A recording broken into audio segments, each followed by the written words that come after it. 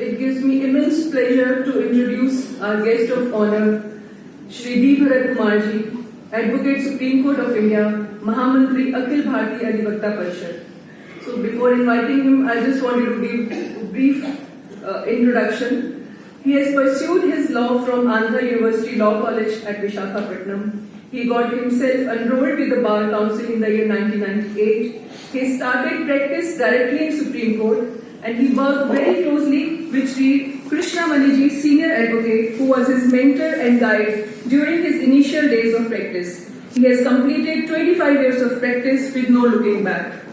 Those who know him closely tells that he is against direct starting practicing in Supreme Court, and he says that practice at trial court is a must.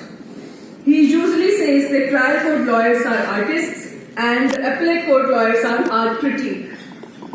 He has been holding various positions in the Adhivakta Parishad office, but since 2019, he is the General Secretary of Akhil Bharatiya Adhivakta Parishad, and it is his 4th consecutive term as General Secretary. I request you, sir, to get this together.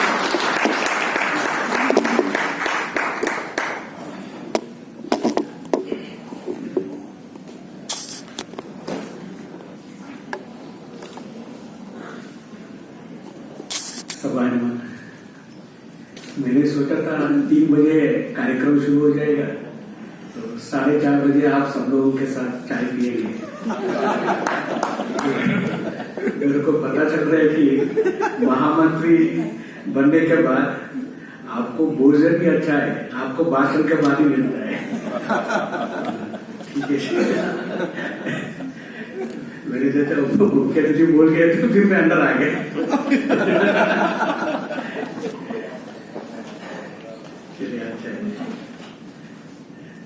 सब cab का लोग ही बैठे हैं ना, cab का बाहर में।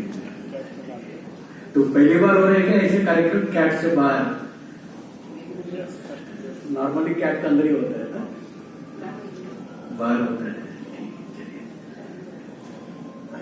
तो श्रीहरि जी पूछा मेरे को, आप क्या बोलने वाले हैं? मैंने बोला आज आके चाय पियूंगा मैं। तो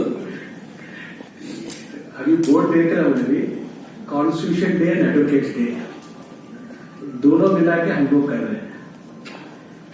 तो पहले वक्त बोलिए होगा डॉक्टर राजेंद्र प्रसाद जी के बारे में, तो मैं ऐसे कुछ देखता हूँ डेली फोन रहा हूँ कि कौन सा आज शुरू करना है, जो बोला है। ठीक है, अभी सब लोग हम लोग का आदत है ना कि ऑल इंडिया रिपोर्टर्स पढ़ना, सुप्रीम कोर्ट केसेस पढ़ना और service law reporter, service law journal. तो आज मैं ऐसे कोशिश करता हूं, मैं आपको जो एक 5 जजमेंट्स है वो आपको ना all India reporter, service law journal या सुप्रीम कोर्ट केसेस में नहीं मिलेगा। वो जो बोर्ड्स दिख रहे हैं ना, यहां से सराउंडिंग करेंगे अभी हम लोग। जो फर्स्ट जजमेंट है, Lord Rama sentenced Lakshmana to capital punishment. Lord Rama sentenced Lakshmana to capital punishment. तो ये कैसे हो सकता है? जब लंका से विजय होके अयोध्या वापस आ रहे थे, राम पूरा जोश से आया था और किंगडम को अच्छा तरह से चलाते। तो लॉर्ड रामा का जो गुरु है वशिष्ठ महर्षि, तो उस दिन एक आए थे उनका, बताया कि मैं आपके साथ एकांत में बात करना है, जब मैं आपके साथ बैठूंगा कोई भी आके डिस्टर्ब नहीं करना चाहिए। तो फिर रामा ने सोचा कौन सा व्यक्ति है इस कार्यक्रम को प्रॉपरली एग्जीक्यूट कर सकते हैं। तो फिर रामा ने सोचा है कि लक्ष्मण एक काम कर सकते हैं। फिर लक्ष्मण को बोला है, जब हम दोनों बात कर रहे हैं तो फिर किसी को अंदर नहीं आना देना है। अगर किसी को आपने अगर मीटिंग को डिस्टर्ब किया, आपको कैपिटल पनिशमेंट होगा। तो फिर लक्ष्मणा ने रामा का जो बात है वो पालन करता है, तो उन्होंने बोला ठीक है। तो फिर जब उनका मीटिंग चल रहा है तो दुर्वास महर्षि आ जाते हैं।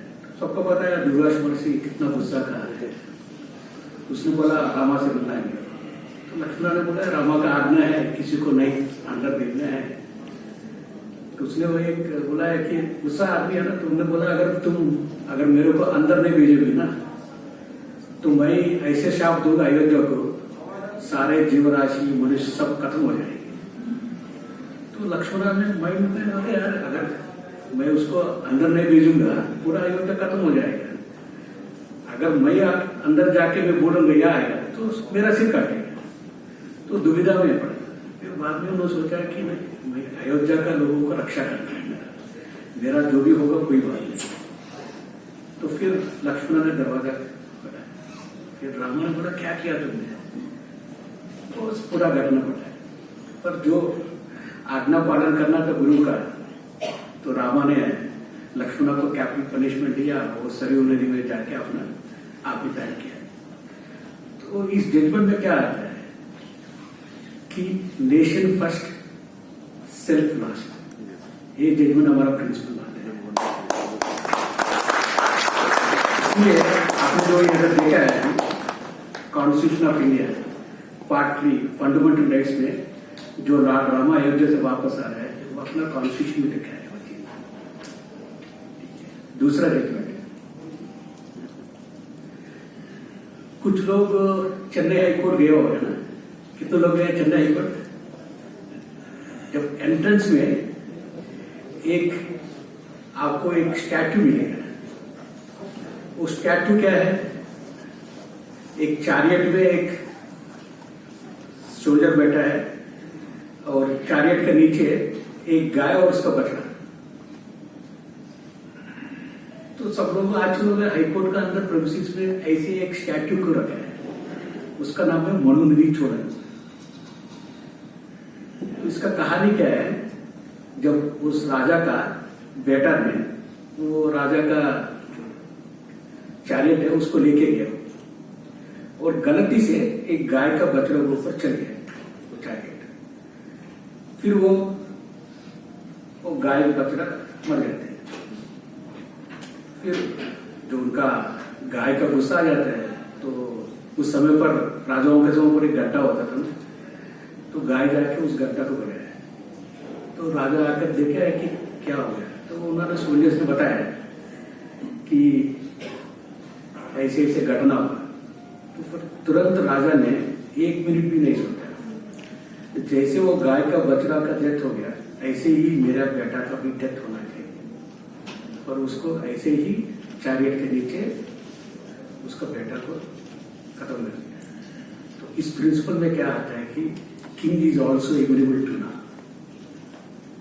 तो आप लोग अगर जस्टिस कहे जो 44th का चीफ जस्टिस ऑफ इंडिया है उसको वारंट आए थे, तो सुप्रीम कोर्ट में कुछ लोगों ने रिपीटिशन फाइल किया। फिर उस समय पर जस्टिस चंद्रचूड़ वर्तमान का चीफ जस्टिस है और जस्टिस अग्रवाल, इन दोनों ने कि king is also agreeable to law करके उसको रिपीटिशन को एंटरटेन करके ये जो मनुनिधि चोरन का जो विषय था उन्होंने जिक्र किया। आप एक बार वो जजमेंट पढ़ सकते हैं। तीसरा, तो एक फिर चेन्नई वापस जाएंगे। अब मेरीना बीच में कुछ लोग गया होगा ना, तो मेरीना बीच में 2001 से पहले एक स्टैच्यू है कन्नगी करके, शी इज सिंबल ऑफ कैस्टिटी। तो फिर 2001 के बाद उसको हटा दिया स्टैच्यू को। फिर कुछ लोगों ने परस्यूट किया, फिर वापस 2006 में उसको स्थापित किया। अभी पता नहीं आई या नहीं। इसका कहानी क्या है? कहानी नहीं है, सही जो हुआ है। एक कन्नगी है, एक चेन्नई तो सी पोर्ट है, तो उसका एक सी ट्रेडर का बेटी। तो कन्नगी ने एक सेलर के साथ शादी किया कोवलन करके। तो शादी करने के बाद उस समय पर इतना ट्रेड होता था, इतना पैसा है उनके पास, जब पैसा आता तो वैसेस आ जाता। तो उसका ओवरऑल सारे बेसिस में वो अपना पूरा जो प्रॉपर्टी है पैसे खत्म कर देता है। तो फिर वापस पत्नी के पास आता है, कन्नगी के पास। तो कन्नगी के पास उनको पिताजी ने जो एंकलेट दिया था, वो एंकलेट है। तो उन्होंने बोला इसको आप बेच के फिर से नया जिंदगी शुरू करेंगे। तो फिर उस दिन बाहर जाके कोवलन ने उसको मार्केट में बेच दिया। उसी समय पर उसी दिन में राजा का रानी का जो है उसका एंकलेट चोरी हो गया। तो राजा बिना सोच के इसको पकड़ के अरेस्ट करके उसको कैपिटल पनिशमेंट दे दी, उसको सर काट दिया। तो फिर कन्नगी को गुस्सा आ गया। तो फिर कन्नगी सीधा राजा के पास गया, आपने क्या किया? जो एंकलेट जो मेरा हस्बैंड ने जो बेचा है उसका अंदर पर्ल्स है, और जो रानी का जो एंकलेट का अंदर रूबीज है करके उसने एंकलेट उसको खोल के दिखाया। तो राजा को समझ में आया कि मैंने गलत ही कर दिया। तो फिर उन्हें खुद खुशी कर दी। फिर उस सिस्टम में क्या आता है कि nobody should be punished without hearing. तो आज जो सुप्रीम कोर्ट में one of the most highest number of times उसको फॉलो किया, ऐसे जजमेंट क्या है, Maneka Gandhi versus Union of India 1988 supreme court. तो इमरजेंसी के समय पर उसका पासपोर्ट को इंपोर्ट किया। फिर मेनका गांधी ने उसको चैलेंज किया कि आप लोग विदाउट एसेनिंग रीजन्स मेरे पासपोर्ट को कैसे इंपोर्ट करेंगे। फिर वो एक जो फर्स्ट टाइम आर्टिकल 14, 19, 21 जो इंटरप्ले है, जो कोलन ट्रायंगल ऐसे नाम बोलते हैं उनको, वो तीनों पे इंटरप्रिटेशन होके फिर फाइनली वो जजमेंट में कुछ नहीं हुआ। एक गोपालन को रिवर्स किया। फाइनली अटॉर्नी जनरल उसमें बोला है कि हम इसको कंसिडर करेंगे उसका रिप्रेजेंटेशन। तो जो प्रिंसिपल जो हम लोग अभी जो हम पढ़ते हैं वो कई सालमन, विनफील्ड, मैक्सवेल हाथ से नहीं, हमारा भारत से ही लिया हमने, और इसलिए जो हम लोगों को चित्र रखा है ना, ये सब हमारा संस्कृति से ये इवॉल्व हुआ है प्रिंसिपल्स। तो जहां से आए एक और है, वहीं पर फिर वापस तमिलनाडु में आएंगे, गोल्डन हैंड पांडियन किंग करके। तो वो क्या करता है, तो उस समय के एक शौक होता था राजाओं को कि लोग मेरा नाम पे क्या चर्चा कर रहे हैं, मैं सही पालन कर रहा हूँ, अगर कुछ गलत कर रहा हूँ तो वो लोग रात को अपना अलग वेश में जाके पूछते थे लोगों को। तो ऐसे ही राजा ने एक दिन वो जा रहे थे एक गांव में, फिर एक अचानक 2 बजे रात को घर में कुछ आवाज आ रही थी। नजदीक गया राजा ने उस घर में, तो वो उसका पत्नी हस्बैंड जो ट्रेडर है वो बोल रहे उसको पति वाइफ को, आप रो मत, हमारा किंगडम बहुत सेफ है, हमारा राजा हमको बहुत अच्छा देखभाल करता है, आपको कुछ नहीं होगा, मैं बिजनेस करके आ जाऊंगा करके ऐसे शब्द देना। तो राजा को बहुत खुश हो गया कि तारीफ कर रहे हैं, और मेरे सामने नहीं मेरे पीछे तारीफ कर रहे लोग। तो फिर उसने क्या किया, अगले दिन से हर दिन जाते थे कि जब उसका हस्बैंड ने इतना तारीफ किया तो मेरे ऊपर ड्यूटी बनता है। अचानक 3-4 महीने के बाद उस घर में कुछ आवाज आई, तो वो राजा को शक हो गया कि कोई चोर आ गया क्या करके। फिर उस पर जाके दरवाजा खटखटाया, तो उसको समझ में आया कि वो चोर नहीं है, उनका हस्बैंड वापस आएगा बिजनेस में। कभी कभी क्या होता है ना, जब एक गलत करने में उसको सही करने के लिए क्या करता है और गलत करता है। तो उसने क्या किया राजा ने, वो जिस गली में जितना भी डोर्स है सब गली में दबा दबा के नॉक करके चले गए। अगले दिन सारे उस गांव का, उस स्ट्रीट का सब लोग पहुंच गया राजा के पास। राजा ने पूछा क्या हो गया सब लोग है, बोला रात को जो घटना हुआ सबने बोला है ऐसे ऐसे खटखटा है। तो राजा ने बोला है कि चोर पकड़ गया। तो बोला अभी आपने कंप्लेंट किया, आपको कैसे, आप चोर कैसे पकड़ गया? तो राजा ने अपना विषय बताया, नहीं चोर पकड़ गया तो चोर पकड़ने के बाद बोला, राजा ने बोला कि क्या सजा देना चाहिए। वो जो उस समय के बेबीलोन के एक प्रिंसिपल है कि eye for eye, nose for nose, hand for hand. तो गुस्से में सबने बोला यही पनिशमेंट होना चाहिए जो भी चोर है। तो फिर राजा ने 1 मिनट भी सोचा नहीं, जो उनका सोल्जर का हाथ में जो स्वॉर्ड है उसको लेकर अपना हाथ काट लिया। तो सारे क्या हो गया, क्या कर रहे आप, क्यों कर रहे हैं? तो राजा ने बताया कि जो रात का घटना है वो चोर नहीं, मैं ही था, और उसने जो 3-4 महीने से पहले जो हुआ वो इस विषय पता है। फिर उस वहां का जो उनका डॉक्टर है, उन्होंने एक गोल्डन हैंड बनाया, इसलिए उसका नाम है गोल्डन हैंड फाइंडिंग। तो उसमें क्या है, अगर राजा भी अगर गलत किया तो वो भी उसका सजा होना है। King is able to law. और आखिरी जजमेंट है, जो जापान से जो भी लोग आता है ये ताजमहल नहीं जाता, वो सीधा जाता है कलकत्ता। क्यों जाते हैं? वहां पर एक जस्टिस राधा विनोद पाल का है। क्यों जाते हैं कि जब वर्ल्ड वॉर में जो अमेरिका का जो एट्रॉसिटी जापान में हुआ था और जापान का जो रिटेलिएशन हुआ है, उसमें एक इंटरनेशनल मिलिट्री ट्रिब्यूनल फॉर्म हुआ।